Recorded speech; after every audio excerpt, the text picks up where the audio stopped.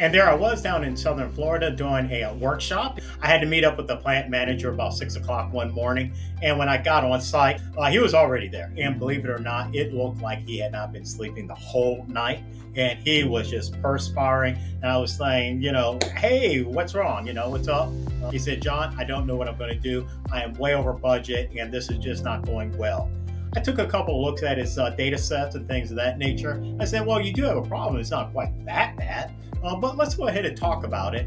And then after we got finished talking about it, he was like, oh, now I see it. Thank you for providing some clarity. Now, you may be wondering what we're going to talk about. We're going to talk a little bit about earned value, and we're going to do it in just a moment. In the meantime, thank you for being a part of John the PM, where we believe that managing projects is not just a job, but a way of life.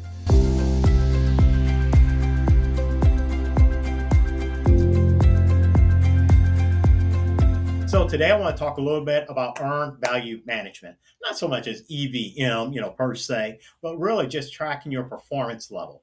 Now, I have found over my many years of working, consulting, teaching, and things of that nature, that usually when you're going to go talk to the big bosses about something, they really only care about maybe three, maybe four things. What's your schedule? In other words, are you going to get done on time or are you going to need more time? How much have you spent? In other words, do you need any more dollars or do I get to get some back? Well, why? Why were you so good or why were you so bad? Whatever the why. And what are you going to do about it? Especially if there's a problem. So normally it's going to be around those three or four things. What earned value management helps you to do is to put quantitative numbers to it. So the very first thing that I would personally do, and this is what I did with the plant manager actually, was just kind of ask, what is your gut feel? Don't look at the numbers, don't look at any, but just tell me what does your gut feel like?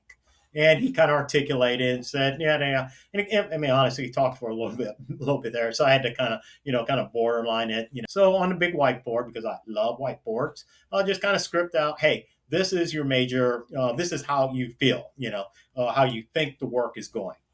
Then on the other side of the board, kind of drew up the quantitative side. What do the numbers say?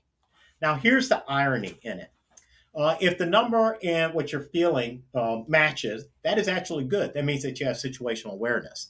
This allows you to take corrective actions. What is bad is if the numbers say one thing and your heart, your feeling, your emotions are telling you something different.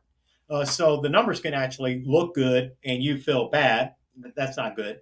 Or vice versa. You might feel like everything's going wonderful, but the numbers are saying horrible, on that side. So why that disconnect is because of that disconnect. It means that you have lost situational awareness. So again, even if the numbers are bad and your emotion says bad, at least you know it. And this way you can actually do something about it. Now, it wasn't necessarily that, that I was the most intelligent person, on the site. But I wasn't emotionally involved in the project.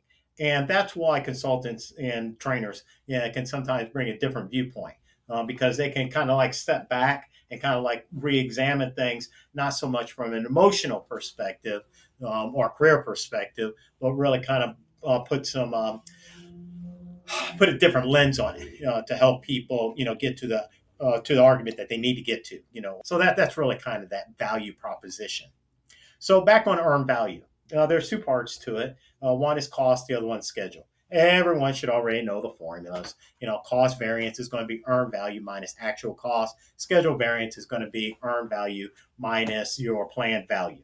The earned value is what's going to be the linchpin. What is earned value? Basically, it's a construct between percent of work complete times your planned value. What is planned value? That's essentially your spend plan when you are planning on spending the dollars. What is your actual cost? How much you have actually spent. It means exactly what it says. Now, in all full fairness, if you're out in the field, your accountants may ask you to use a different ledger number and things of that nature. And as long as you are consistent in your calculations, across the entity, you'll be perfectly fine, on those side. When you do the calculations, earned value minus actual cost, if it's positive, that means it's good. If it's negative, that means it's bad. So if it's a schedule variance, if it's a positive schedule variance, that means that you're ahead of schedule. If it's a negative schedule variance, that means that you're behind. And the same thing on costs. If you have a positive cost variance, that means that you are under budget. And if you have a negative cost variance, that means that you are over budget. So you might have noticed that the linchpin and all of that is going to be earned value. What it all kind of says and what it all kind of comes down to is really percent work complete. That's what it really kind of comes down to. And that's what I was kind of articulating with the project manager at that point in time. In one sense, he kind of felt like we're just not as far as what we need to be, which was true, but he was where he was supposed to have been in accordance with the plan. So in reality, even though he didn't feel very well, and I'm sure that he actually wanted to, be farther along. Everybody does. That's what we do. We try to get farther ahead. The reality was that he was on point with just about everything. On that side. That kind of helped them to reduce the stress level. Thankfully. But it also reiterated the point that he and his team need to pay closer attention to their numbers and not just necessarily to their gut feel.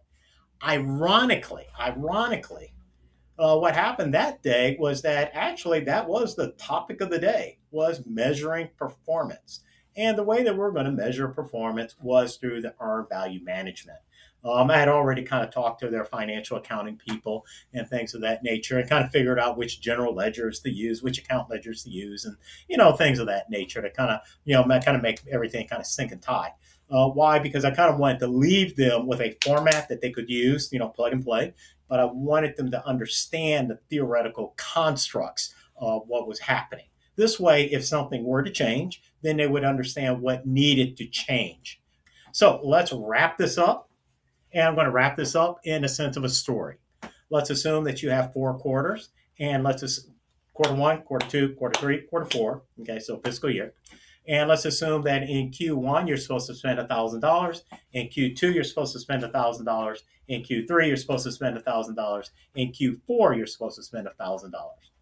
Now, so what's your budget at completion? I'll give you a little hint. $4,000 budget at completion. In other words, what is the total spend for that planned projected spend for that entire project? So let's just assume the project's from endpoint to endpoint. So $4,000. Your planned value as of Q1 is going to be $1,000. As of Q2, $2,000. As of $3,000, and as of Q4, $4,000. So your planned value is the accumulation of the dollars that you are planning on spending. Okay, so kind of think of it as your spend plan.